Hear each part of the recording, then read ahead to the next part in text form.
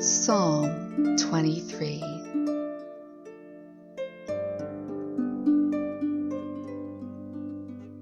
The Lord is my shepherd, I shall not want. He makes me lie down in green pastures.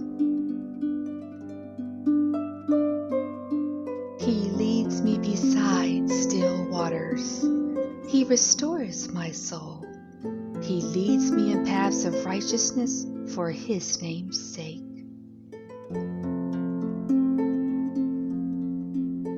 Even though I walk through the valley of the shadow of death, I will fear no evil, for you are with me.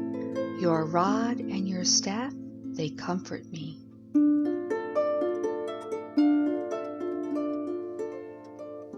You prepare a table before me in the presence of my enemies.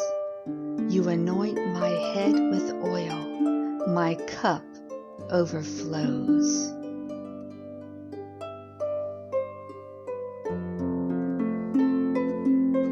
Surely goodness and mercy shall follow me all the days of my life, and I shall dwell in the house of the Lord forever.